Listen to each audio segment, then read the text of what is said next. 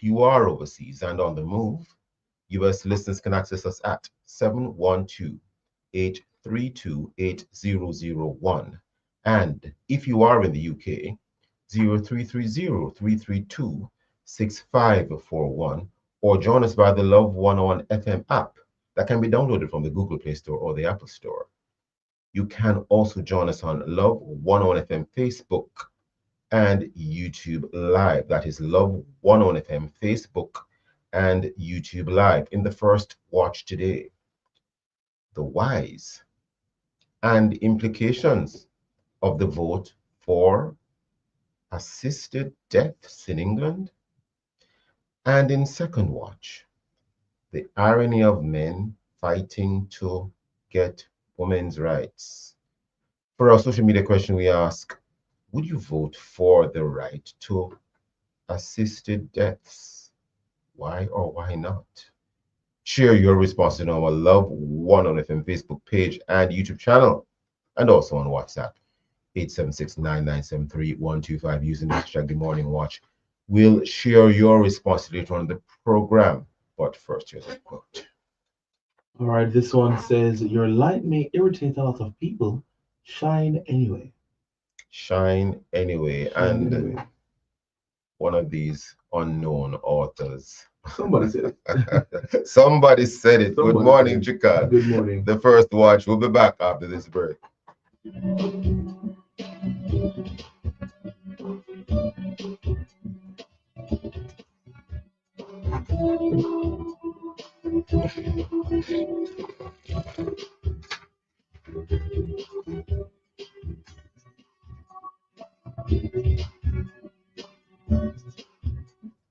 Is your money idling when it could be thriving? With CIBC Caribbean's fixed deposit offering, you can take charge of your cash. With 50,000 Jamaican to start, choose terms from 30 days to 2 years. Lock in your funds and enjoy premium rates guaranteed to grow your wealth. Whether you're eyeing short or long-term gains, our fixed deposit account puts you firmly in control of your money. Now is the time to open a CIBC fixed deposit account and start earning more today. CIBC, ambitions made real. Upskill yourself and earn what you are worth with international advanced diplomas and associate degrees at IIRQ Engineering and Technical College. Registered with UCJJ Tech and an approved city in your center. Get trained at global standards in 9 to 18 months and earn advanced diplomas and associate degrees in electronic and electrical engineering, logistics and supply chain management, motor vehicle repairs, business management, food prep, and food and beverage. Day, evening, and Saturday classes begin very soon. Register this week and choose a payment plan that suits you. Visit us at 32 Holbrook, Kingston, or call 876-322-4029. IIRQ, your premium technical college choice.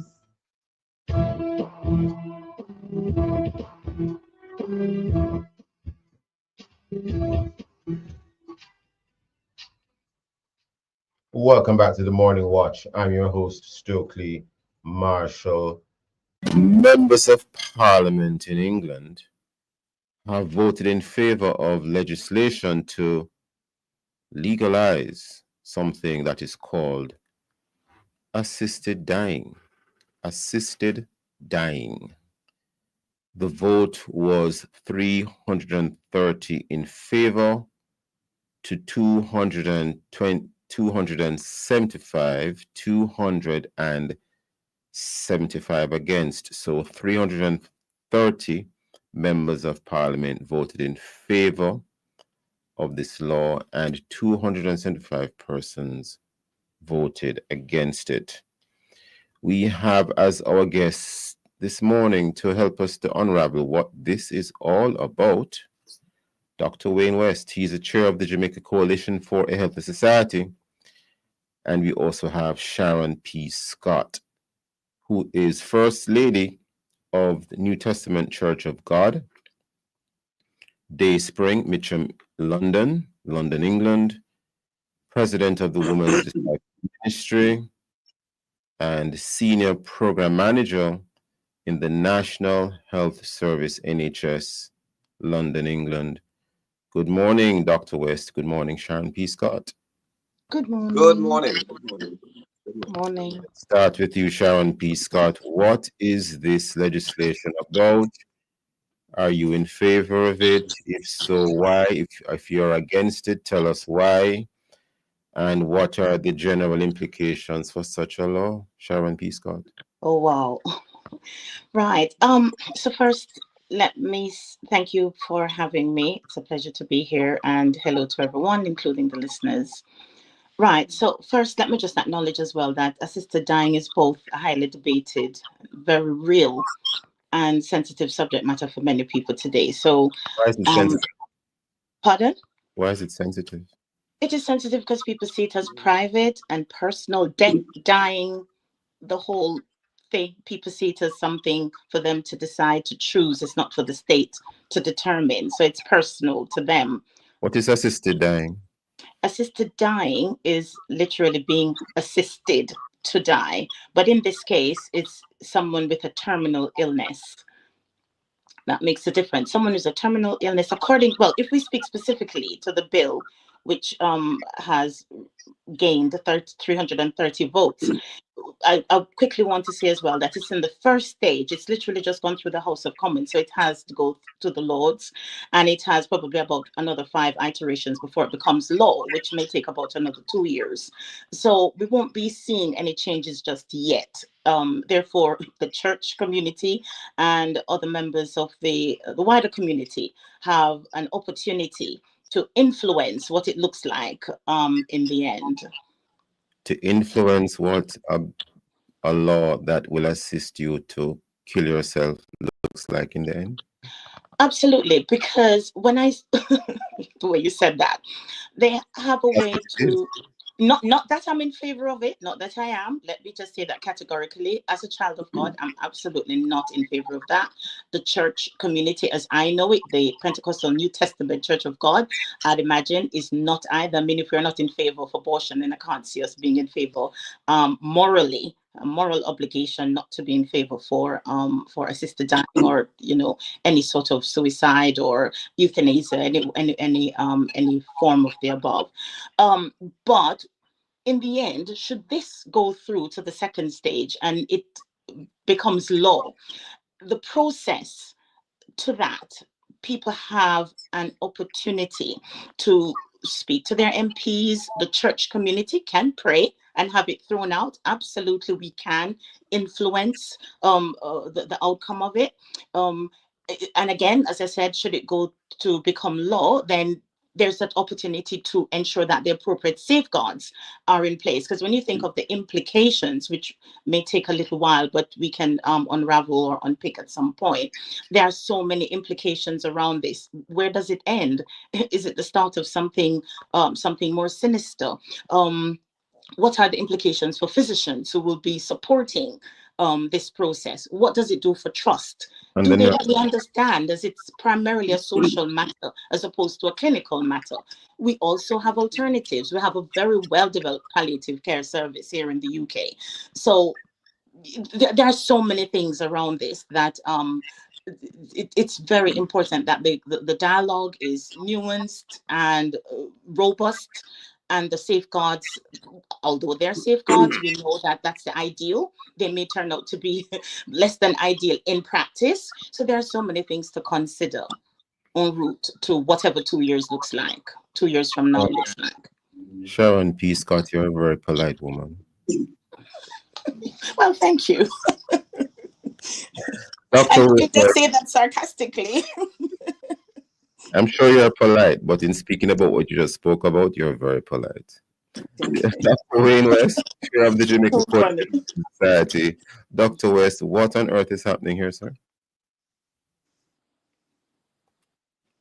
Well, what is happening is that England or the UK to be more precise, which is more than England, I think it's Wales as well. They have abandoned Christianity in droves over the last several decades. And Scotland as well, Dr. West? Scotland as well, yeah. They have abandoned Christianity in droves.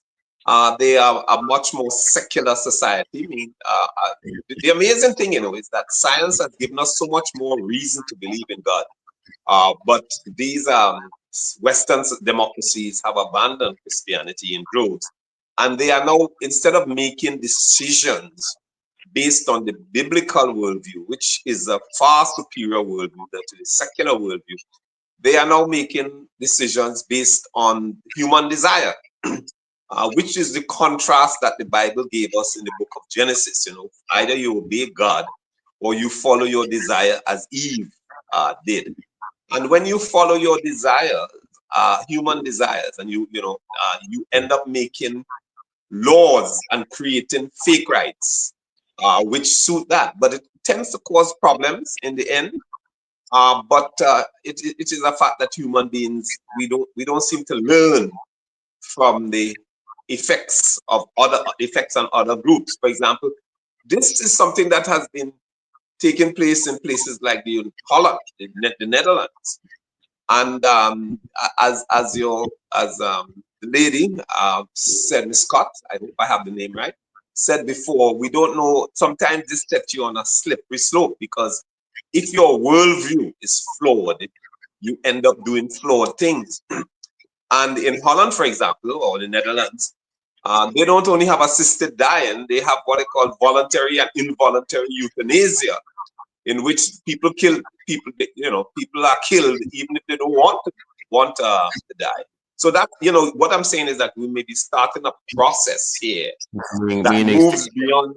Stick up in, Dr. West, meaning that when you say involuntary euthanasia, meaning where the medical practitioner, the doctor, can take a decision himself or herself to kill you? Yes, absolutely.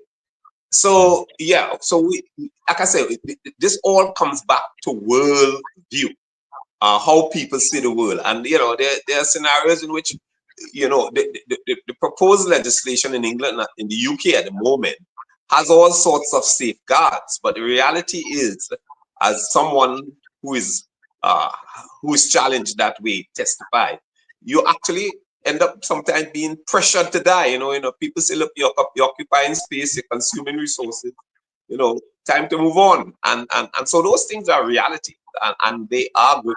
No matter how nice they make this law, those sort of things are going to arise, and they're going to arise because humans, the people in UK, no longer value the concept of being made in the image of God and the value that a person has because they're made in the image of God. So that's what's happening in the UK. They have a different worldview, and they are making laws. They are making laws within their warped worldview.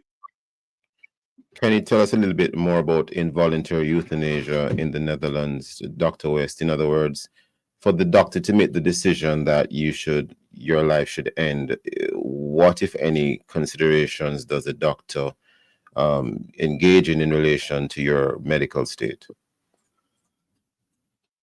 Well, I read about this maybe over 10, 15 years ago, and I have not revisited it. But I remember that it had gotten to the state where persons on the wards in hospitals would put on a band, something around their arm, saying, "I do not want to die," because they were aware that absolutely they would have they would have some, they would be in a particular physical state, and they would know that they would be targets for for involuntary euthanasia. Yeah. And so they, in order to protect themselves from the physicians and who doing the ward wrong, they would somehow have to communicate that I do not want to die. Now, I remember there was a case in which, despite that, the doctor proceeded to end the person's life, and I think he or she, I can't remember, was justified by the medical association or the equivalent of that in the Netherlands. So, like I said, this is a worldview issue, and if your worldview is that we are no different, there was a book that said a boy is a pig, is a rat, is whatever. In other words, all animals are the same, and just as you can put dogs, you can put down dogs. You can euthanize dogs, then you can euthanize people. This legislation is not actually saying that, but I'm saying that it's going to get there. Dr. West, we're upon a break. Hold that thought one moment, please, Dr. West. Listen. On the Morning Watch.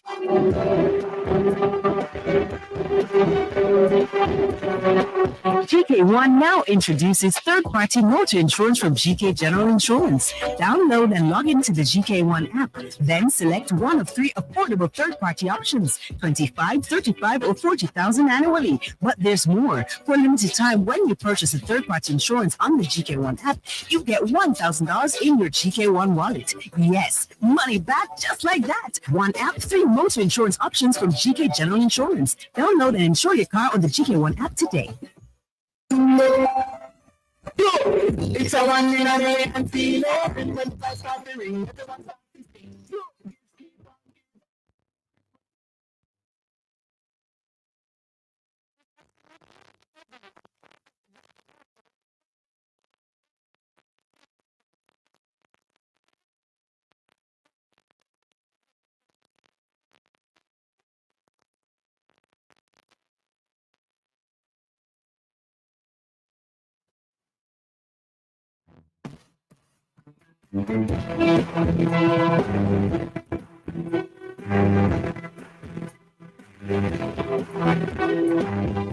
Welcome back to the Morning Watch. I'm your host, Stokeley Marshall. We are in the first watch, and the topic is the whys and implications of the vote for assisted deaths in England.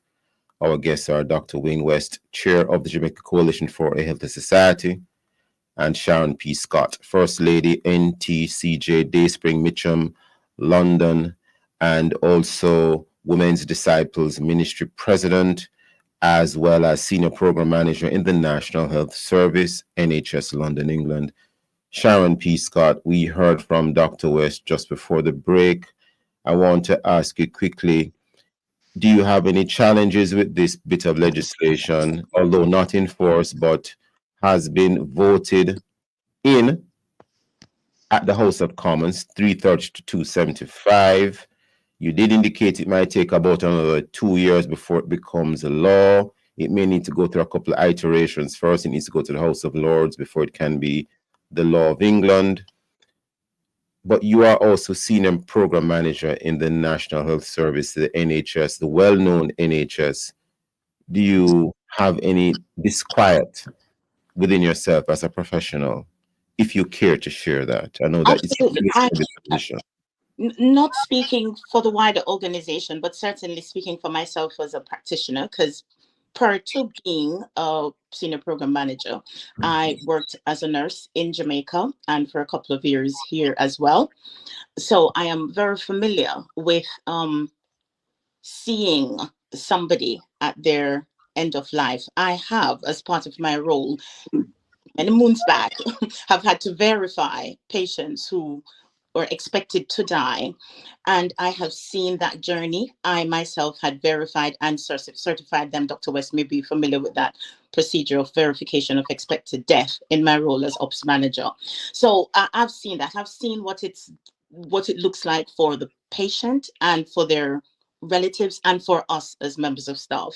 I mean, just hopping back a little bit, Dr. West has mentioned the Netherlands, but then this is happening in Canada, Australia, Spain, Austria, Switzerland. What we've also seen is I think the Telegraph, which is one of our very popular broadsheets here in the UK, similar to the Jamaica Gleaner, it has recorded 30,000 people globally who have accessed any of these services across the world, and the impact on the patient in terms of preparing. Again, I'm not in favor of, I'm just sharing some statistics, and the impact of the individual, the logistics that they've had to undertake. The cost is something 10 to 15,000 pounds on average to pay for a trip to Dignitas, for example, in Scotland, which is a famous spot for British residents. It is really sad. We're not saying, I'm personally not saying, again, I'm highlighting, I'm not in favor of this. I'm a Christian, first and foremost, a child of God. Life is precious. Some may say somebody's in pain, but again, I come back to what I have also seen in practice is that the UK has a very mature, very well-developed palliative care service where somebody who has opted not to be resuscitated has that as an option to say, guess what, if my heart should stop, don't jump on my chest, please just leave me be, let natural process takes course, and we've respected that. So we have something referred to as advanced directive, where the individual, when diagnosed with a terminal illness of whichever system, they're able to sign that document to say, or probably they've had treatments and it's, it hasn't had the outcome that's desired, but they've got that option as part of their treatment plan to say, I do not wish to be resuscitated. And that's a very good system that's in place. Yes, everything has its flaws, and that too has its little issues and challenges. For example, the relatives sometimes feel that it's not necessarily what the patient wants, and the problem they weren't thinking straight enough. Well, that's for the physician and them to have that deeper conversation, which brings me to why I'm even a bit more uneasy about this assisted dying plan, is that the implications for someone requesting that, or the rationale behind someone requesting that in the first place, is usually social, not necessarily, it's not clinical. Because if you've been given 6 months to die, and then again, as a child of God, 6 months is no time for God to work a miracle. I do believe in miracles. Dr. West sounds like he does too. So, and I'm sure there are many people who are listening now who believe in miracles. And I've known of people who've been given 6 months and still alive for 15 years.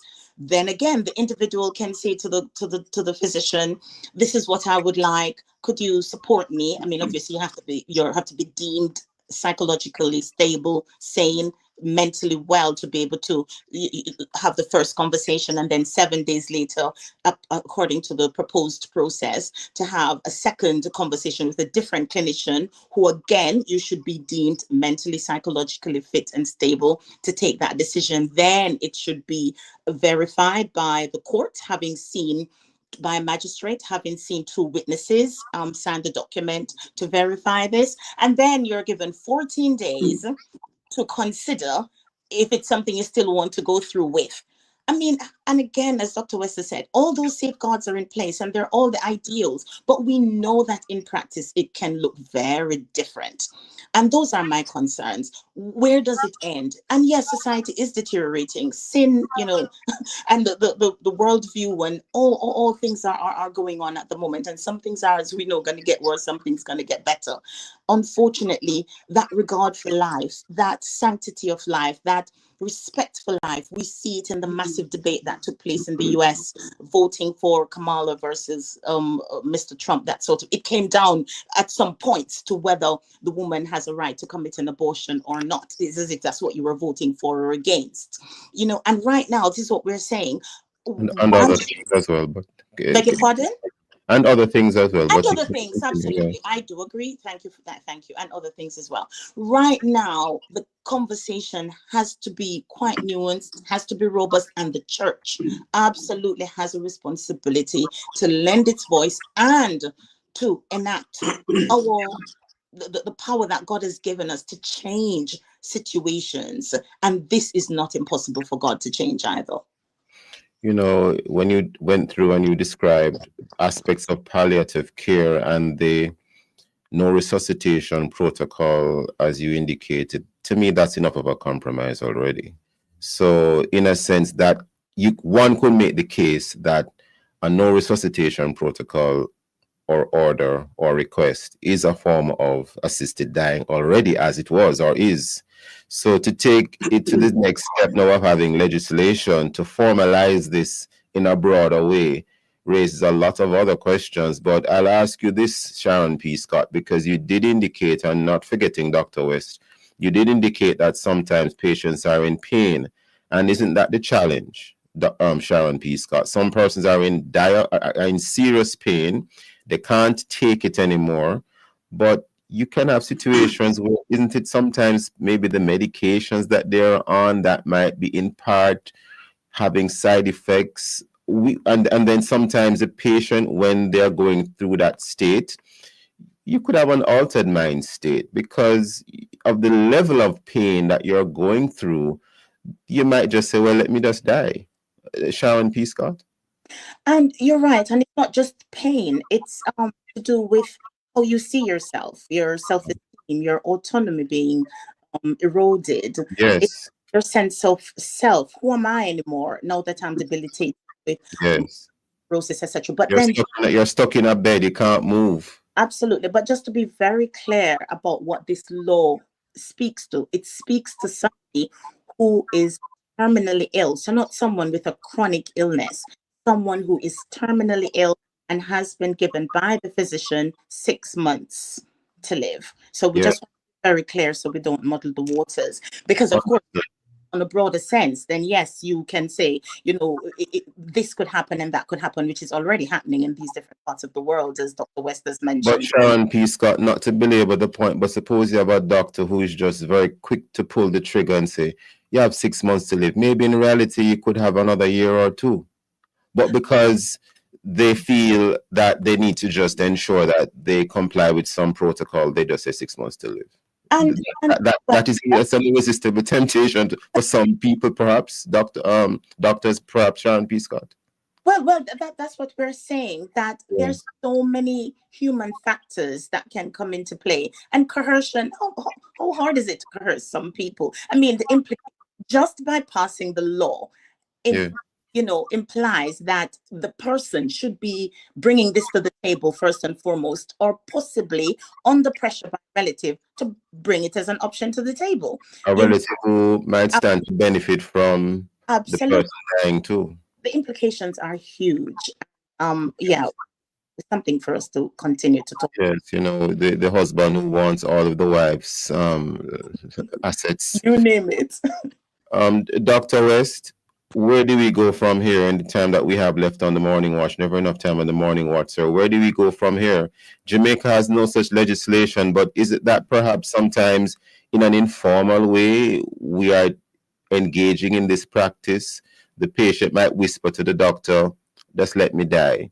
But on paper, we have no law or policy to allow it, but it's being done informally. Dr. West? Well, I have no idea. I have no information that it is being done informally. I have never heard of it. So I don't know that it's being done in Jamaica.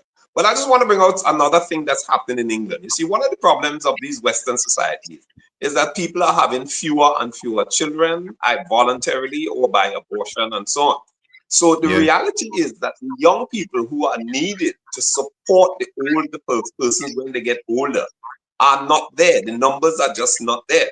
So a legislation like this would facilitate societies in which you have fewer persons to pay taxes to support the elderly and the ill.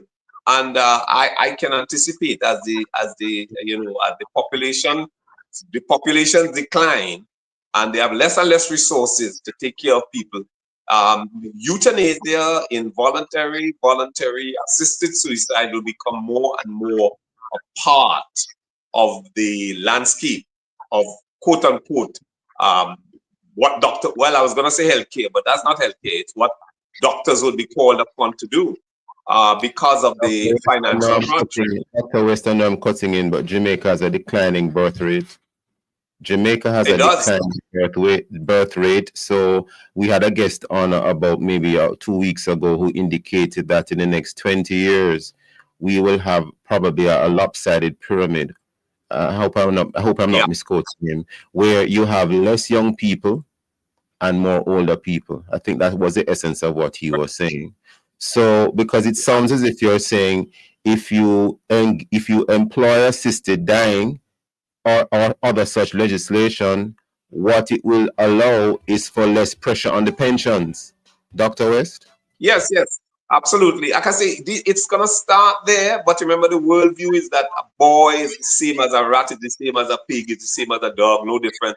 A human being, you can put down human beings the same way you put down dogs. And it's going to start there, but when the pressure on pensions and healthcare and so on come on, I think people will be not only encouraged, but they will be forced to die. I think that's part of the landscape that's coming. Forced to die, that's another discussion, Dr. West. Dr. Wayne West, Sharon P. Scott, I gather you'll be with us in the second watch as well. Looking forward to that discussion. Listeners, please stay with us. We'll be right back in the morning watch.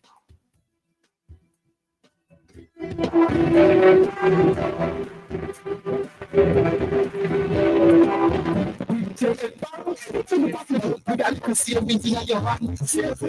time by Gem Bank is 7:30. We have our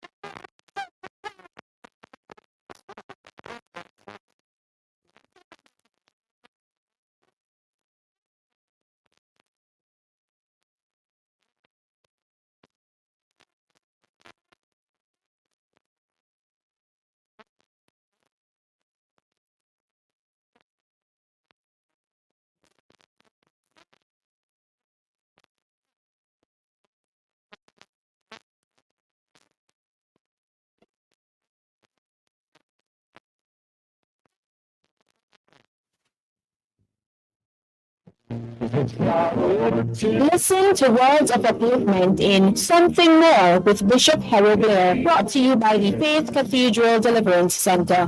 and he cried out to God. Have you been there?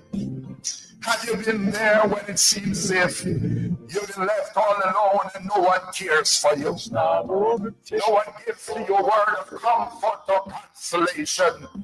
But as you lift up your eyes to the hills from whence cometh your help, the Lord heard your cry. That's Something More with Bishop Harold Blair. Something More comes to you every Monday, Wednesday, and Friday at 9:30 a.m. here on the family station, Love 101. It's not over till it's over. It ain't over yet. Oh, it's not over.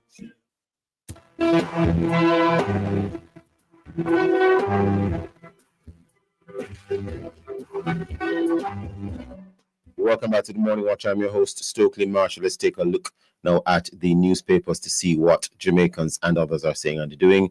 We start with Loop Jamaica News Online. Driver in fatal Clarendon crash held at Kingston Airport. Driver in fatal Clarendon crash held at Kingston Airport. The driver involved in the fatal accident on the Bustamante Highway in Clarendon, which claimed the lives of two Lennon High School students, has reportedly been apprehended at the Norman Manley International Airport in Kingston.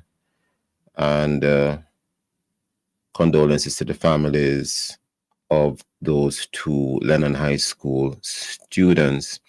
We turn now to the Gleaner. School appeals for safe bus system after fatal crash. School appeals for safe bus system after fatal crash. And in the Daily Observer, a story of some concern here. Cold killer is the headline. Woman shared meal with 8-year-old Daniel Rowe before cutting child's throat. I have difficulty just reading that. Those and many other stories in our various news sources. Coming up next, we'll read some of the feedback from our Facebook, YouTube, and WhatsApp question, which is, would you vote for the right to assisted deaths? Why or why not? If you haven't done so yet, leave your responses on our Facebook or YouTube. Love 1FM Jamaica Live, and also WhatsApp comments and voice notes too. 876-9973-125 using the hashtag The Morning Watch. We'll be right back.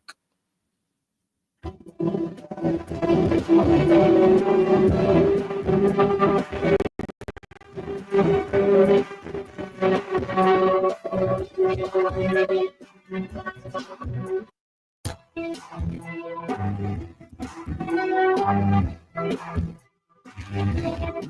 with love. This holiday season, use your JMB Money Transfer prepaid Visa card between November 1 to December 31, 2024 for a chance to win a $250,000 Ford gift voucher or one of 5 $20,000 Brooklyn supermarket vouchers, plus cash back from paying toll and shopping with your card. But that's not all. Participate in this promotion and enter to win your share of a $2.1 million grand prize in the Win with Love promotion ending on June 30, 2025. Receive money anytime, 24/7, using Visa Direct through MoneyGram, Zoom, or Remitly, or directly with Ria and Zoom. Visit jm.jmnd.com/money-transfer for details on how to enter and win with love. Authorized under Section 58 through the Banking and Companies Act. Conditions apply.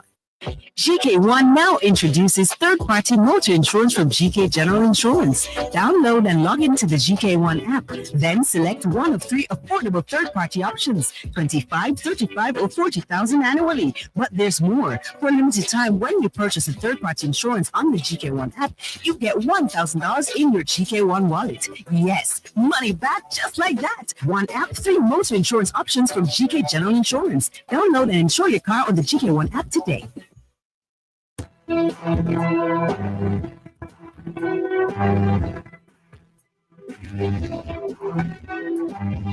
Welcome back to the Morning Watch. I'm your host, Stokeley Marshall. Now for your responses to our social media question. Would you vote for the right to assisted deaths? Why or why not? Chukal. Anisha Minzy Morris says, what a topic. But I'm in total disagreement with the legislation. God has the final say. I've seen persons say dying, or I've seen persons dying but live again.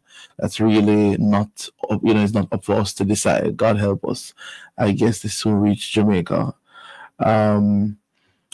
Another person says, whilst I understand persons waiting to take that route, especially if they're terminally ill, I do not support assisted dying.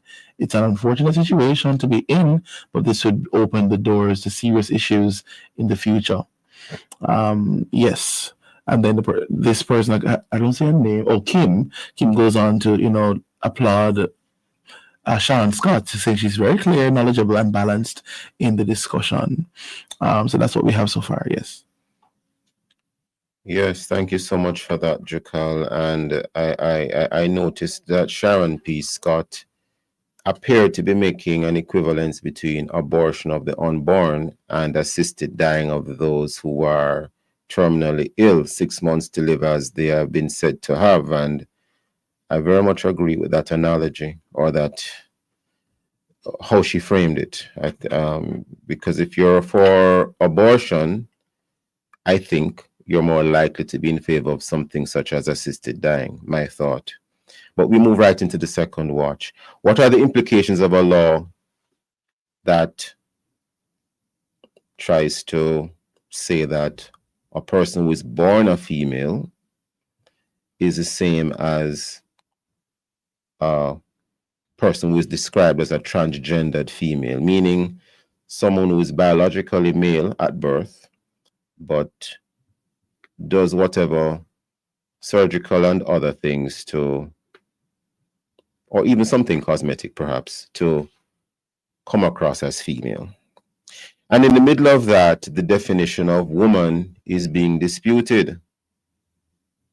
Well, from an excerpt from an article, it is indicated that in the UK on Tuesday, they began hearing a legal challenge focusing on the definition of a woman. That's a lot to unpack. We have as our guests who have remained with us from the first watch, Dr. Wayne West, Chair of the Jamaica Coalition for a Healthy Society, and Sharon P. Scott, again, First Lady of the New Testament Church of God, Dayspring Mitcham, London, President of Women's Disciples Ministry, and Senior Program Manager in the National Health Service, NHS, England, London, England. Sharon P. Scott, glad to have you back. So as you as well, Dr. Wayne West. Good morning again, ladies and gentlemen. Good morning again. Thank Sharon you. P. Scott. Good morning. And I pray, Sharon P. Scott, that your job at the NHS will not be endangered by you being on this interview this morning, one entire hour. I know that your country is a country where persons will take issue with what you are doing. We pray your strength. Thank you. Now, what are the implications of a law that purports to say that a person who is born a female and a transgendered female, to even say that sounds anachronistic, someone born a male who then later says that they're female? What are the implications of that, both socially and legally? Let me start with you, Dr. Wayne West, if you would. Or if you don't want to comment socially and legally, but just comment generally, sir. All right, let me again, we go back to worldview. And I'm just going to take a very brief thing to show you that what's happening in the UK is that, the Bible says the fool has said in his heart, there is no God. And that in Psalm 2, God says that he laughs at fools who want to overturn his laws. So in 1859, Charles Darwin came up with the theory of evolution. That by mistakes in DNA, you can turn a bacteria into a man. Now, that is a preposterous and absolutely foolish concept. And it's also not true. Not only is that not true, that he didn't know about DNA at the time, but over time, the scientists say that, look, if you make enough mistakes in a bacteria, you could end up with a man. That is, of course, rubbish. Not only is that rubbish, our eyes are in the middle of our face, and they're not on the top of our head. And that is controlled by some genes called Hox genes. If you change those genes at all, you get a deformed or dead organism. So it is not only is it impossible for evolution to occur by errors in mutation of a bacteria into a man eventually, for the sake of description, it is impossible to change the form of the body of a living organism because of Hox genes. So evolution is really nonsense, but it provides a framework in which people who want to reject God do so. And once you reject God, you can reject his whole system. He created man in his image, male and female created he them. What the people in the UK are saying is that if a person has a full gender recognition certificate to say that someone who is born male is now female, then that person should be considered female. Are you hearing me? Hearing it loud and clear, Dr. West. Okay, good. The problem with that is that in Scotland, they decided to give people full, what they call full gender recognition certificate. But they also wanted to increase the number of women who were on boards.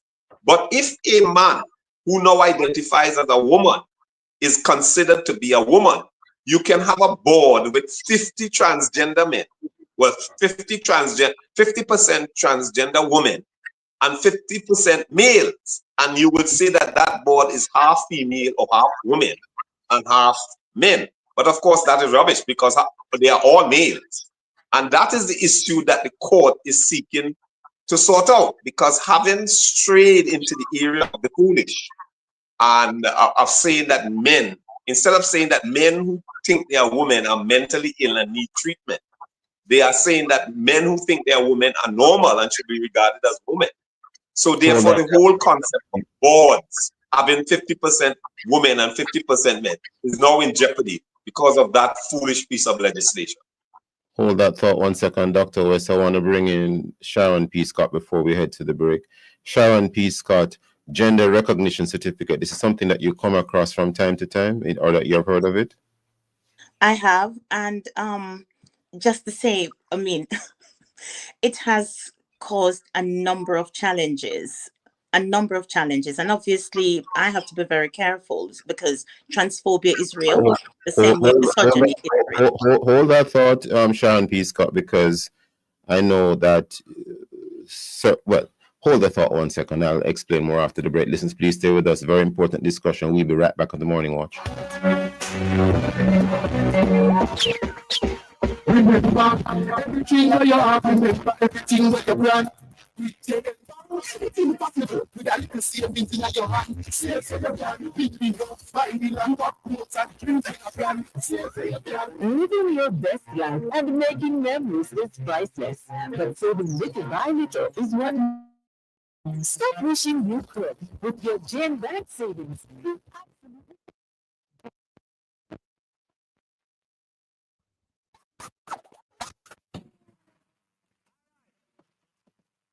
Oh God. Jockey is on TV every Saturday inside Youth Connection. Don't miss the hype. Don't miss the tune. Don't miss the excitement with your boy, DJ Reaver. Saturdays at 3 p.m. to 7 p.m. on the family station, Love 101. At 3 p.m., your DJ runs the gospel rhythm. Hot. Tune in at 4 p.m. for a time where we share a word to blow your mind. ZYM, blow your mind. Jim. Get it? Blow your mind. And at 4:30 p.m., we share with you how young people are giving of their time and fulfilling their purpose inside Ministry in Action. We get a taste of poetry and spoken word inside Poetry and Praise. And you get to send us a WhatsApp message and request your favorite gospel song inside Gospel Faves at 5. All this and more every Saturday at 3 p.m. to 7 p.m. Your boy, DJ Reaver. It's all here on the family station, Love 101. Youth Connection. True body and everything. True body.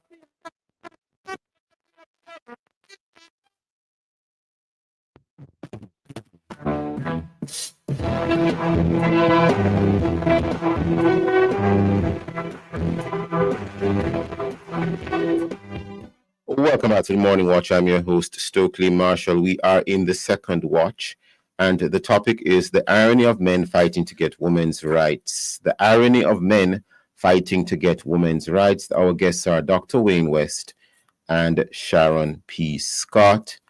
And Dr. West, chair of the Jamaica Coalition for a Healthy Society.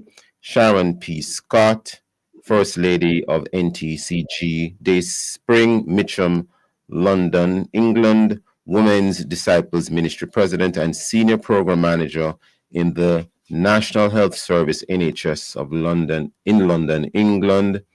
Sharon P. Scott, just before the break, you were making a comment in relation to the definition of the gender recognition certificate.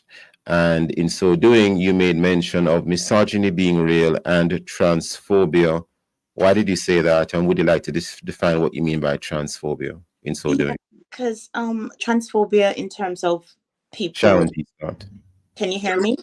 Oh, we're hearing you now. Okay, great. All right. Sorry about that. Yeah, misogyny in terms of this this dislike, to put it mildly, for women and their rights, and men who happy to have us around, but to a certain extent and for certain purposes only. While transphobia, obviously that's fair of, or would rather, again, in a similar vein, deal with people who are of that persuasion or who think that's how they were born, etc., a certain way, and that they should be in a corner. Now, we have yourself as a feminist or a womanist? Pardon? Would you describe yourself as a feminist or a womanist? Absolutely not. I'm not a feminist. I am a woman of God. I can talk about this whole intersectionality story around being Black, being a woman, being heterosexual, being what's the other thing I am? All of that, puts me smack bang in the middle of it. But a feminist, I'm absolutely not, because I don't believe what feminism has morphed into is certainly not how it started. When we think about Fawcett, I forgot her first name, but that lady who helped to champion, for example, the suffragettes and the right to vote in the just under a century ago, how this whole movement started to make this massive wave to where we are now as women, which will bring me right around to the point I was trying to make, is that it has now morphed into something more sinister.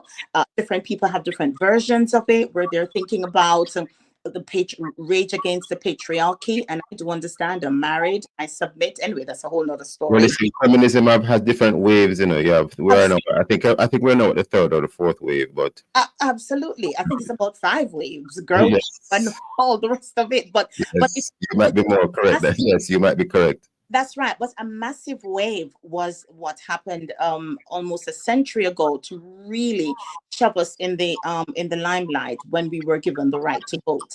In terms of the suffragettes, the movement of the suffragettes. So just coming around, we have come. In terms of transphobia, you would make the case that persons are born in such a way that, you know, even though their biology says one thing, that based on how their mind is, they have a right to, as it were, as they say, transition to the other gender? As a Christian, I can't say that with hand on heart. But what I can say as a Christian woman is that it's a balancing act between the rights of different groups, and which brought me back to intersectionality and around being female, being Black, being an immigrant, and championing my own. So Sharon P. Scott, what is a woman? If you would define a woman, and so based on what I was taught biologically and what the Bible says, a woman is someone who was born with a womb with with all the reproductive facilities and processes to bring forth a baby in this world. It's not just a mind thing only, it's to do with who you are physiologically. So it's not just about how you feel in your head, how you feel in your mind. Right, there's evidence of who a woman is. Your ability to nurse a child. You know what I mean. Even if you breastfeeding as opposed to chest feeding. Absolutely, you know. So would you say that or that when a woman is pregnant, you would say a pregnant woman as opposed to a birthing person? Oh. I don't want to get into any challenges with your job now. Well, can I just say, if somebody may say to themselves, well, I've never given birth to a child, so I could always be. No, it's not just the fact that you have not physically given birth to a child, but you've been born with the ability to. When if God were to say, you know, open your womb, so to speak, you have that ability to. It's not somebody who has to transplant something. Well, God forbid has that because of medical issues or whatever, but you have been born with that innate ability to do so. I hope I'm making sense without getting too, you know, that for me it constitutes a woman. But just to say that important discussions to have, Sharon P. Scott, based on what's happening in the world today, because persons who make the case that transgenderism is fine and okay, they prefer terms like birthing persons. They don't want you to say pregnant woman. But I moved to something else here because never enough time on the morning watch.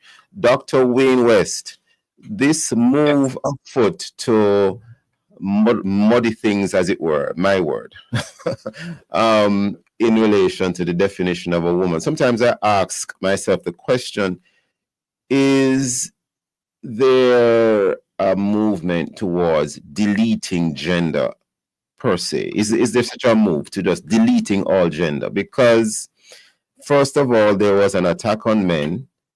Now there seems to be an attack on women through the whole transgender movement. That's what I seem to be discerning. And sometimes I ask myself the question, is it that maybe Satan is just trying to delete all gender? He hates God's creation. He doesn't want either male or female. That's right. This transhumanism, that's where it's, and there are people with billions of dollars who have, well, first of all, the transgender movement is going to generate a lot of money because they have to do surgeries and these people need treatment for the rest of their lives.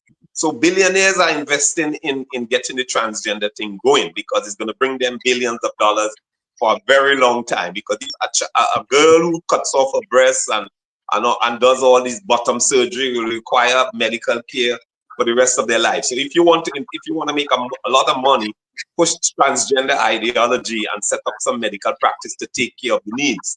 That's a given. But again, we come back to the fact that you see, when you peddle lies, like men can become women, you have to suppress truth. And the way you suppress truth is by setting up totalitarian systems, as happened in places like England. A doctor in the casualty of England said to a man who said he was a woman, he couldn't call him sir, he couldn't call him madam, and he was fired. So you have to set up totalitarian systems to suppress truth, which is what's happening in Barbados. In Barbados, they're trying to set up what they call the Cyber Crime Act. So if you say something that offends someone, you may spend up 7 years in prison. I've spent $70,000. Yeah, because when you are lying as the state, you have to suppress truth by being totalitarian. And that's why people in England cannot say what I say, because if they say it, they will be penalized. Transgenderism is nonsense, just as evolution is nonsense, because, as I said, you cannot create a man from a simple form by errors in the DNA, and you cannot change Hox genes to produce new form. Evolution is nonsense, but the whole secular agenda is built on the nonsense of evolution, and it is maintained by suppressing free speech. So people in England cannot speak freely and say. Dr. West, I think we lost you, but I think you're saying people in England cannot speak freely. And Sharon Peascott, while we try to bring back in Dr. West, the implications for churches like yours in England, because churches like yours in England will want to hold the biblical line, the strict biblical line, but you're operating in a political system, a social system, a system with policies and procedures that are deviating, can I use that term, or they are not in sync with what the Holy Bible is saying on things like male and female. Any comments on that, Sharon Peascott, because that must be a challenge? We recognize the context in which we work and worship. And yes, it is a challenge. But again, we consider more deeper issues, such as for women, the fear of male violence, when we have to... Focusing on the topic this morning, though, Sharon Peascott, don't want to deviate too much. I think we've done enough of that. But focusing specifically on the gender issue. It is the gender issue. For example, when if we have to come to the place where we have to do single sex toilets, for example, and then a female enters and feels really uncomfortable because somebody looking like a man has entered, but that person identifies as, then absolutely, those are things that we have to navigate on a on a more you navigate on a case-by-case basis. Absolutely. But for now, we recognize and we understand the context in which we worship, and we're aware of the right of people to identify us as whomever or whatever it is. And I say whatever because it could be an animal, it could be an object, etc. I gather that the Canadian church, for example, is a little bit muted in what it can say because of the whole environment they operate in as well. Maybe similar to yours, where there is so much LGBTQ ideology, so to speak, is so prominent and is even embedded in the legal system. Sharon Peascott. But what we hold at the church continues to be true. For example, in July at our International General Assembly, it was reinforced, and it's now in our minutes book that the governance of the church continues. The practice of the church continues to recognize biblical view and not the world view. So you know, but I'm just wondering, how do you reach out to somebody who is, for example, in the transgender movement? It must be difficult to evangelize to them because you say certain things to them and they might say you're being transphobic. No, we share the love of God with them just the same. We share the love of God with them just the same. Because and they come into the church wearing the dress, the man wearing the dress or the woman with her breasts cut off. Yeah, and they're allowed to remain that way for the remainder of their Christian lives? Well, no. If you come in and you say you're a child of God, then we're expecting transformation to take place. And we believe in the power of the word of God, the power of the Holy Spirit to transform lives. So coming in one way is one thing. If you choose to remain how you come, then it's up to you. However, hold that thought, Sharon Peascott. Dr. West, are you back with us, sir? Apparently, we have lost Dr. Wayne West. Sharon Peascott, I think we are completely and totally out of time. I want to thank both you and Dr. Wayne West for being as guests in this, both watches, both the first and the second watch. Very interesting discussions indeed. I want to thank you again. And we pray for you, Sharon P. Scott, where you are in England. And thank you, listeners, for being with us. Join us again tomorrow as we look at other topical and controversial issues. And of course, visit the Love 101 FM YouTube channel and Facebook page, and now TikTok at Love 101 FM Jamaica for this and all other Love 101 FM programs. And of course, listen to the Morning Watch on our Love 101 app. Download it today and stay connected to us, the family station, Love 101 FM, the #1 gospel station in Jamaica. This has been the Morning Watch. Thanks to producer Kathy Gill and to our guests. Join me again tomorrow as we continue to look at issues of the day. I am Stokeley Marshall, handing back Love in the Morning with Drakal.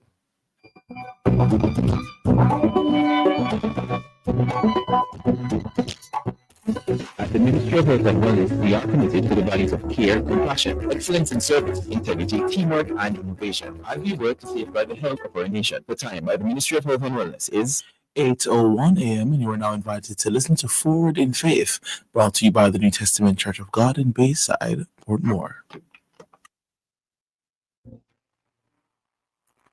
I will return to this some sweet day, or sorrow will be